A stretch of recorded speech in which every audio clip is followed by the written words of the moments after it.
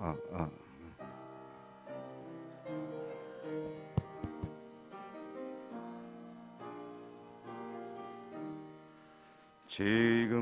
지금까지 지내온 것 주의 크신 은혜라.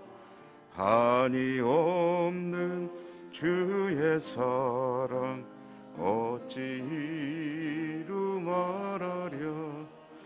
찬하게나 주의 손이 항상 살펴주시고 모든 일을 주 안에서 형통하게 하시네.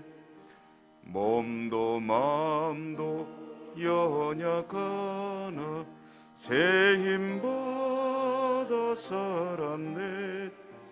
물 붓듯이 부으시는 주의 은혜 족하다. 사랑 없는 거리에 나 험한 손길 헤맬 때 주의 손을 굳게 잡고 찬송하며 가리라. 주님 다시 배울 날이 날로 날로 다가와 무거운 짐 주께 맡겨 벗을 날도 멀잖네. 나를 위해 예비하신 고향 집에 돌아가 아버지의 품 안에서 영원토록 살리라. 창세기 42장 26절입니다. 창세기 42장 26절에서 마지막 절 38절까지 한 절씩 교독합니다. 42장 26절부터 그들이 곡식을 나귀에 싣고 그곳을 떠났더니 한 사람이 여관에서 나귀에게 먹이를 주려고 자리를 풀고 본즉 그 돈이 자루어기에 있는지라.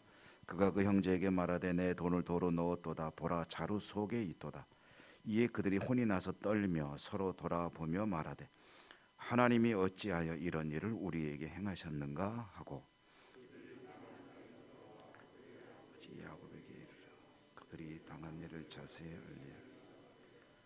그 땅의 주인인 그 사람이 엄하게 우리에게 말씀하고 우리를 그 땅에 대한 정탐꾼으로 여기기로 우리가 그에게 확실한 자들이요.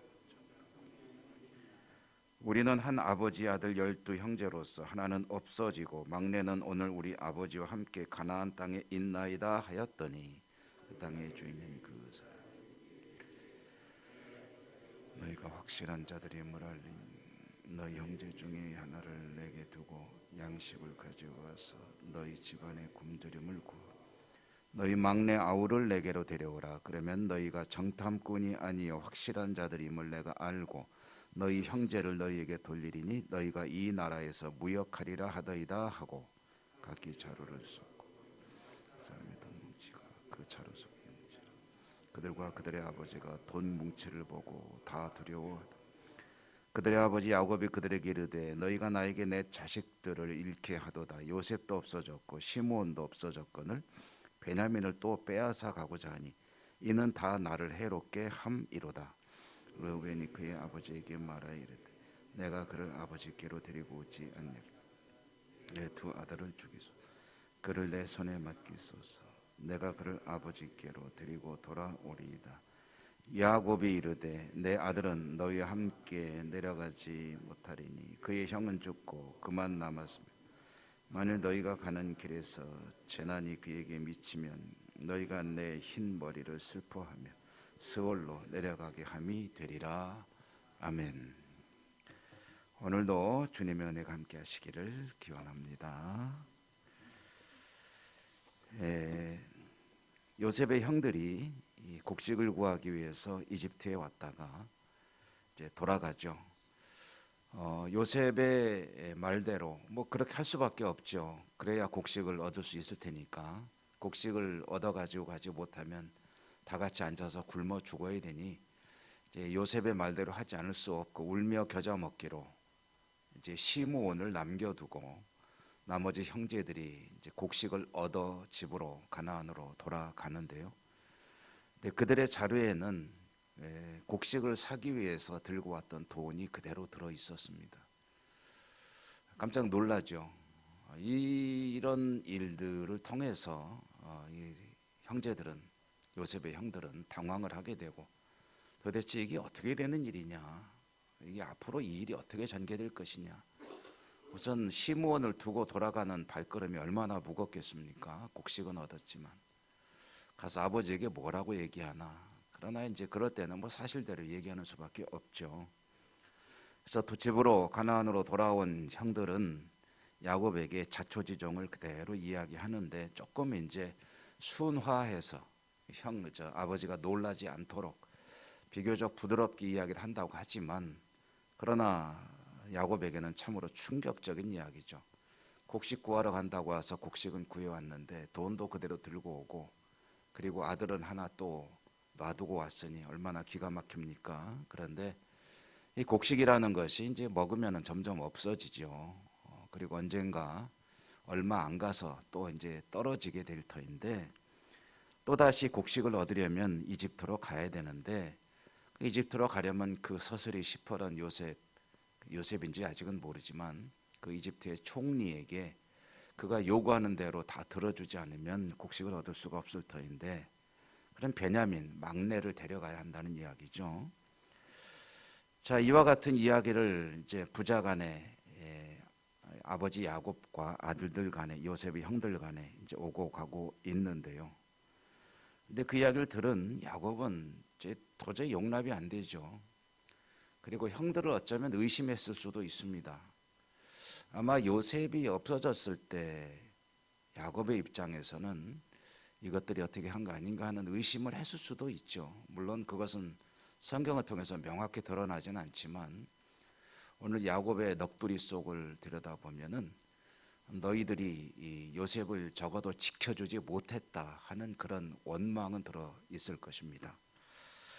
형들이 동생 하나 지켜주지 못하고 시므온도 또 떨쳐놓고 오고 이제 막내 베냐민 마저 데려가서 놓는다면 나는 내가 어떻게 살겠느냐 하는 그런 이야기를 하는 거죠. 특별히 베냐민만은 절대로 못 내놓겠다 하는 이야기는 이 야곱의 이제 편애가 아직도 지속되고 있다는 것을 슬쩍 비춰주는 그런 장면이라고 할 수가 있겠습니다.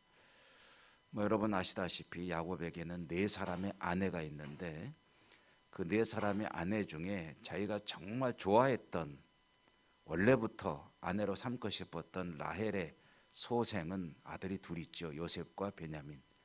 요셉은 이제 잃어버린 지 20여 년이 지났고 그리고 베냐민이 남아 있는데 그 베냐민마저 잃을 수는 없다. 왜냐?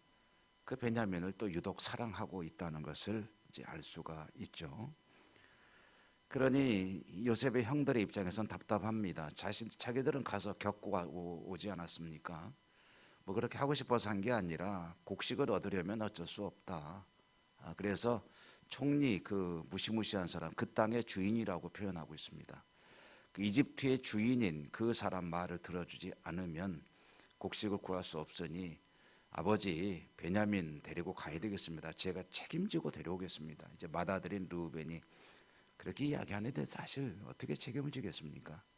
책임질 수 있는 힘도 없고 어떤 계획도 없고 그저 우선 당장 곡식은 추가로 언젠가는 구해야 될 텐데 그렇게 이제 이야기를 하고 시므온도 데려와야 되고 그 이집트의 총리의 말을 듣지 않을 수가 없습니다.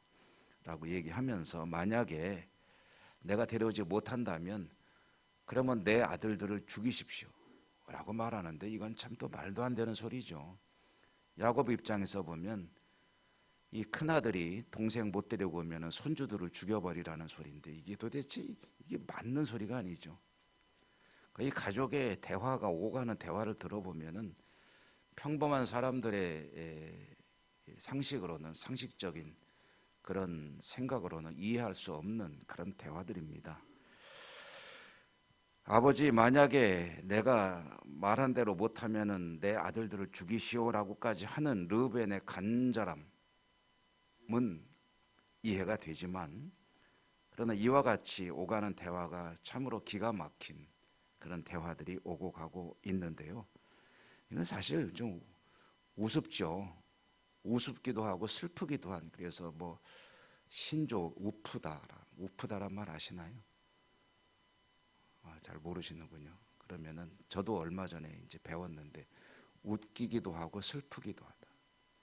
그러니까 이게 참 웃을 수도 없고 울 수도 없는 그런 일이다. 아버지와 아들의 대화가 그렇다는 겁니다. 그리고 이 모든 일들의 근본으로 파고 들어가면은 결국은 뭐가 있냐면은 죄가 있습니다. 죄. 어떤 죄입니까? 야곱의 편애는 틀림없이 잘못된 거죠. 하나님의 뜻을 벗어나는 것이 죄라고 그랬죠. 그 하나님께서 만약에 편애하신다면 어떤 사람은 사랑하고, 물론 그렇게 말씀하시죠. 내가 야곱은 사랑하였고 에서는 미워하였다라고 말하시는데, 그것은 에서를 미워했다는 뜻이 아닙니다. 야곱을 선택해서 그에게서 구원의 역사를 이루어간다는 그런 택함의 문제이지, 야곱은 너무너무 이쁘고 에서는 꼴도 보기 싫어 이런 이야기가 아닙니다. 야곱은 사랑하고 에서는 미워하였다라고 말씀하셨지만 그것은 이 야곱이 편애하는 그런 것과는 차원이 다른 이야기죠. 어찌됐든 야곱은 아내들에 대해서도 편애합니다. 자기가 원래부터 좋아했던 라헬을 사랑하고, 그리고 평생을 레아는 한탄하면서 탄식하며 살았어야 될 그런 아내이고, 그 두 사람의 몸종 출신인 아내들은 더더욱 뭔가 서러움을 겪으며 살았겠죠. 그리고 자식에 대한 편애, 그로 인한 형제에 대한 미움, 그리고 살인 의도, 죽인 것과 다름없죠. 그리고 형들이 동생을 노예로 팔아버렸다 하는 이와 같은 모든 문제의 근본은 그런 죄로부터 비롯되는 것이죠. 그리고 죄라는 것이 무슨 살인죄, 강도죄 뭐 이런 것만을 의미하는 것이 아니라 하나님께서 원하시는 그 관역을 벗어나는 것, 그러니까 하나님의 뜻을 따르지 아니하는 것이 죄다라는 것이 성경이 말하는 죄의 본질이죠. 여기서 우리들은 한 가지 이제 정말 근본적인 믿음의 이야기도 들여다볼 수가 있습니다. 이것은 해결할 수 없는 문제입니다. 사람의 힘으로 해결이 안 되죠. 야곱의 힘으로 할 수가 없고, 형들의 힘으로 할 수가 없고, 그 요셉이라는 엄청난 큰 벽에 가로막혀서 누군지 모르지만 이 사람들은 어떻게 할 수 있는 그런 방법이 없습니다. 길이 없습니다. 꼼짝없이 형제를, 그리고 막내를, 그리고 아들을 잃어버릴 수밖에 없는 그런 벽에 부딪혔을 때, 그럼에도 불구하고 이 야곱도 그렇고 형들도 그렇고 하나님께 나가서 무릎 꿇는 생각조차 하지 않고 있다. 성경이 들려주는 이야기가 그것입니다. 이들은 하나님께 나아가지 않고 있다. 사방으로 우겨싸움을 당해도, 동서남북의 우겨싸움을 당해도 하늘을 바라보면 하늘을 향한 문은 뚫려 있다라는 그런 이야기들을 우리가 하죠. 하늘을 바라보면 거기에 이제 푸른 하늘이 있고 그곳에 이제 길이 있는데, 그 벽을 바라보며 벽을 두드리며 아무리 거기서 울고 있어봐야 벽은 열리지 않는 것이죠.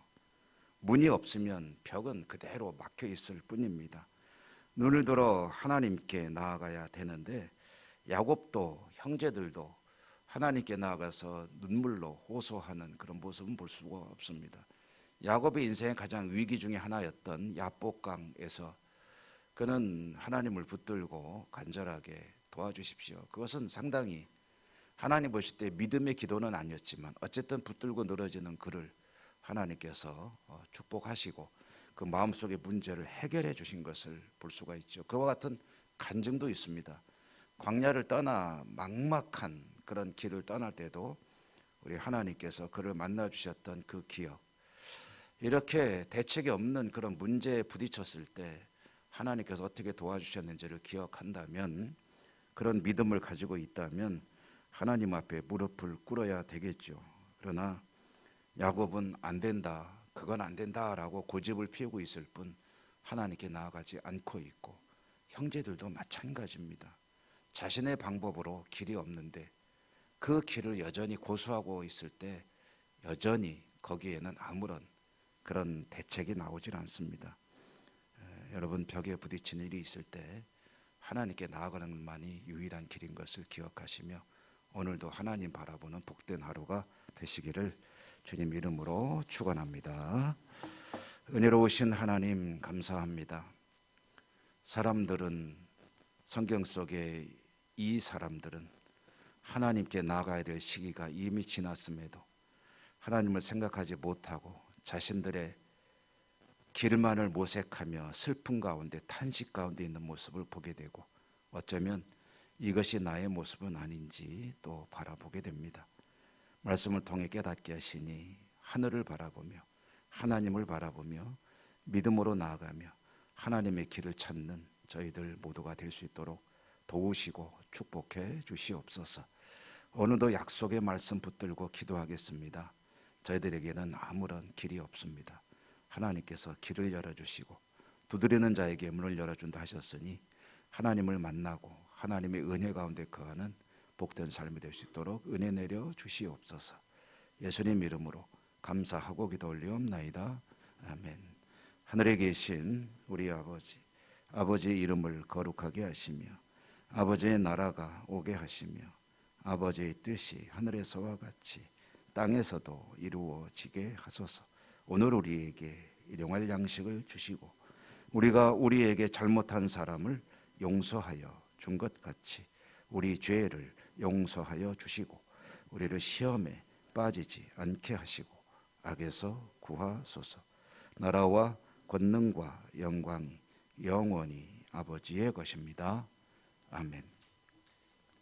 오늘도 주신 말씀을 기억하시며 기도하시고 여러분의 삶에 어려운 문제들이 하나님의 은혜로 해결되어지는 복이 있기를 바랍니다. 가지고 나온 기도 제목 하나님께 하나하나 아뢰시고요. 우리가 함께 기도하는 기도 제목들, 교회와 나라와 민족과 사회와 그리고 해외 선교지, 여러 가지 상황들, 슬픔 당한 이들을 위한 또 우리의 기도가 필요할 때입니다. 이런 여러 가지 문제들, 특별히 아픈 분들에 대한 기도 잊지 말고 해주십시오. 암투병하는 분들, 그리고 여러 가지 질병으로 아파하는 우리 사랑하는 가족들과 그를 위해서 기도하는 우리 모두의 기도가 하나님께 상달되어 문제가 해결되기를 소망하면서 우리 다 같이 주여 한번 부르고 하나님께 기도하겠습니다. 주여